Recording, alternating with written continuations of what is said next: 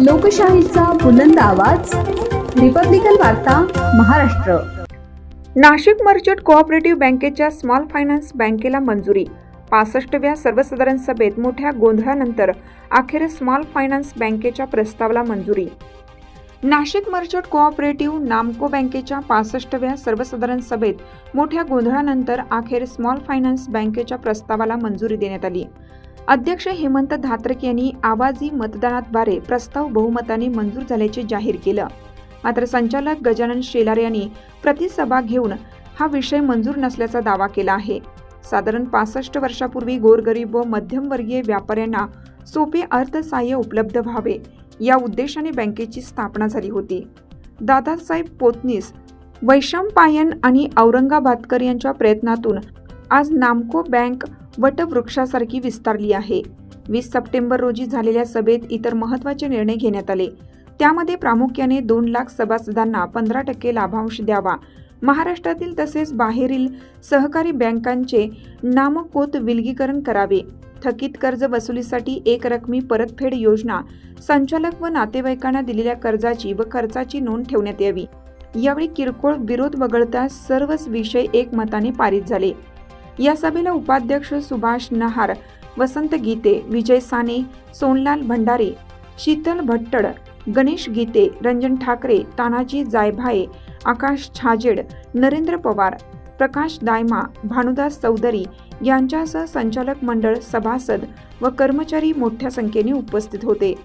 खेळीमेळीच्या वातावरणात झालेल्या सभेत नामको बँकेच्या भविष्यातील दिशादर्शक निर्णयांना शिक्कामोर्तब झाले। आता आम्ही त्याच्यामध्ये एक स्पेशल एजन्सी अपॉइंट करून त्या लोकांपर्यंत भाग भांडवल घेतले 100 रुपयाचं, पण ते अस्तित्वातच नाही, पत्ते बदललेले। तर या पूर्ण 1 वर्षाच्या काळामध्ये आपण ही प्रोसेस ताब्यात घेणार आहे। प्रत्येक शाखेंना आपण विनंती केलेली शाखाधिकाऱ्याला त्याच्या भागातले सभासद शोधून त्यांना 1000 रुपये करणं हे अनिवार्य केलेले आहे। फक्त संचालक मंडळात सभासदांनी सहकार्य करावं की जेणेकरून कदाचित सेंट्रल रजिस्टर किंवा रिझर्व्ह बँकेने हा कटू प्रसंग वर्षभरानंतर आला तर आपले काही सभासदांच्यामध्ये वंचित राहिले नकोय असे मी हात जोडून विनंती करतो। मात्र संचालक मंडळ कुठलाही सभासदत्व रद्द करत नाही। पूर्वी सभासदांनी ज्याचे भाग दुसऱ्याला सभासदांचे नावे वर्ग करायचे होते असा नियम होता का तो साधारण फक्त सभासदालाच करू शकत होता। आता मात्र जो सभासद नाहीये पण त्याचा नातेवाईक आहे त्याला सुद्धा तो वर्ग करू शकतो अशी आपण घटना दुरुस्ती करतो। कारण जर का जो सभासदाचा भागधारक वर्ग करताना त्याचा नातेवाईक जर का सभासद नसेल तर त्याला तो होत नव्हता। आता ते आपण अट काढून टाकलेली आहे, जरी जो सभासद नाहीये त्याच्या नावावर तुम्ही तो वर्ग करू शकणार आहे असं आपण करतो। वारसदार एखाद्या सभासदाचे भाग धारण केल्यानंतर त्याला तो रद्द करायचा असेल तो 2 वर्षाची कालमर्यादा होती। साधारण जे सोने तारण कर्ज घेतात आणि शेअर त्यांचा होतो पण त्यांना कॅन्सल करायचा राहतो तर 2 वर्ष त्यांना करता येत नव्हता, तर आपण ती मर्यादा 1 वर्षावरती आणलेली। 1 वर्षाच्या काळामध्ये त्याचा सभासदत्व रद्द करू शकतो। कोणत्याही सभासदात निवडणूक उमेदवारी करायची असल्यास अशा व्यक्तीने बँकेत मुदत ठेव 2 लाख रुपये व शेअर रक्कम 25,000 रुपये भाग भांडवल किमान 2 वर्ष अगोदर असावं असं आपण टाकलेले। आपली एकमेव बँक अशी होती तर ही तरतूद त्याच्यामध्ये नव्हती। सर्व सहकारी बँका नाशिक जिल्ह्यातल्या पूर्ण 4242 फक्त संस्थांसह या सगळ्या याच्यामध्ये ही तरतूद आहे। फक्त नामको बँक अशीच एक होती का तिथे 100 रुपयाचा सभासद सुद्धा हा इलेक्शनला उभा राहू शकत होता।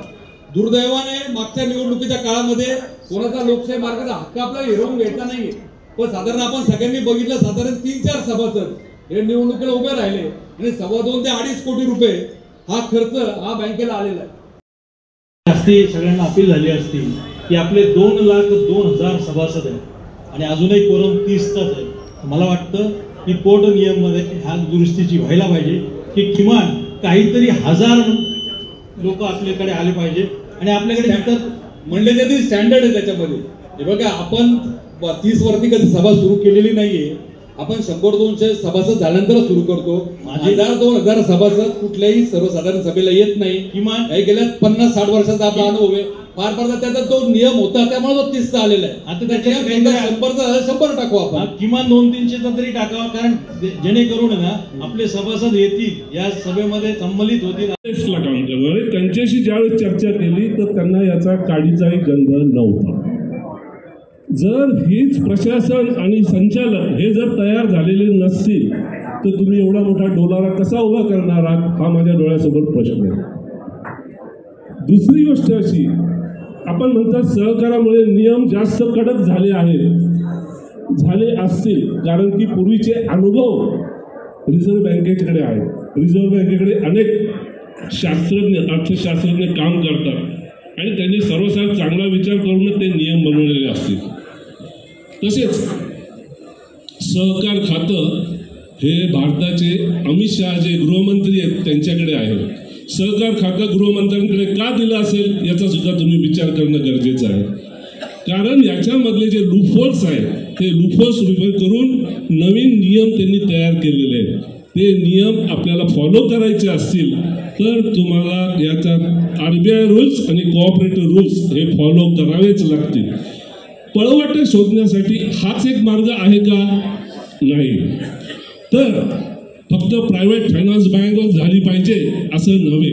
याला त्याचा ड्यू डिलिजन्स पण आपण केला, पण सदर बँकेने नंतर सांगितलं की आमचं वेगळ्या पद्धतीने होतंय, तर तुम्ही काय ते पुढे घेऊन आला, आपण तो विषय थांबवला, म्हणून हा विषय घरात घेतला होता. अजूनही एक बँक महाराष्ट्रात एक चांगली बँक आपल्याला अप्रूव्ह झालेली आहे, त्याचं पुढे नामोल्लेख करणं योग्य होणार नाही. पण येत्या काळामध्ये जर का 2-3 महिन्याच्या काळात जर का ती झाली तर मोठी बँक आहे, त्यांनी आपल्याला प्रस्ताव दिलेले, चांगली बँक आहे. तर असं कुठली काही बँक आपल्याला अप्रूव्ह झाली तर आपल्याला विलीनीकरण करण्याकरता त्याचा फक्त हक्क प्राप्त व्हावा म्हणून आम्ही ते ठेवले.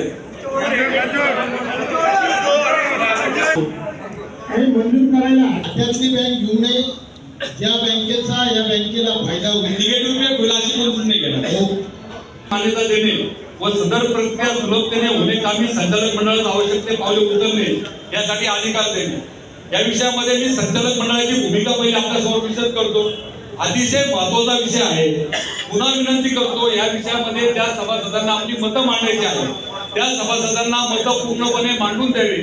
सभासद मत मांडत असताना कृपा करून इतर सभासदांनी त्यांना इंटरफेअर करू नये. कोणाचं म्हणणं चुकीचं असेल, बरोबर असेल तरीही त्या सभासदाला पूर्ण मत ठेवण्याचा अधिकार आहे. फक्त विनंती एकच आहे, एका सभासदाने एखादं मत मांडल्यानंतर दुसऱ्या सभासदांना पण बोलायचं असं साधारण त्यांनी जे मुद्दे कव्हर केलेले आहेत ते मुद्दे परत दुसऱ्या सभासदाच्या याच्यामध्ये करू नये. त्याचे वेगळे काही मुद्दे असतील तर त्यांनी सांगावे, म्हणजे जेणेकरून आपल्याला या विषयाला चालना देता येईल. सर्व सभासद बंधूंना मी विनंती करतो, हा जो विषय आहे नामको बँकेचं स्मॉल बँकेमध्ये रूपांतर करणं, याच्यामध्ये स्मॉल फायनान्स बँकेमध्ये, याच्यामध्ये सर्वप्रथम मी हे नमूद करू इच्छितो का हा एक रिझर्व्ह बँकेचा GR आहे, परिपत्रक आहे. रिझर्व्ह बँकेने प्रोत्साहनपर एक परिपत्रक काढलेले. त्या प्रोत्साहनपर परिपत्रकामध्ये त्यांनी असं म्हटलेलं की कुठलीही एखादी कोऑपरेटिव्ह बँक असेल आणि ती सगळे निकष जर का पूर्ण करत असेल तर ती स्मॉल बँकेमध्ये जाऊ शकते. तर हा सगळा विषय असे घेऊन हा विषय आम्ही संचालक मंडळ चर्चा केला आणि संचालक मंडळ एक साधक बाधक चर्चा केल्यानंतर काही जे कन्सल्टंट आहे, काही प्रतिष्ठित कन्सल्टंट आहे, त्यांचे ओपिनियन घेतले, त्यांना याच्यामध्ये काम करायला लावलं आणि एक साधारण त्यांच्याकडनं जो आम्हाला आढावा प्राप्त झाला तो आढावा आम्ही जनरल मीटिंग समोर ठेवलो. याच्यामध्ये साधारण मागच्या 5-7-8 दिवसामध्ये पत्रकाच्या माध्यमातून बरीचशी याच्यामध्ये चर्चा पण घडून आलेली आहे, जेणेकरून सभासदांना त्याच्यामध्ये अवेअरनेस करण्याचा हा प्रयत्न झाला. रिपब्लिकन वार्तासाठी विशेष प्रतिनिधी अनिल केदारे, Nashik. Subscribe now and press the bell icon. Never miss an update.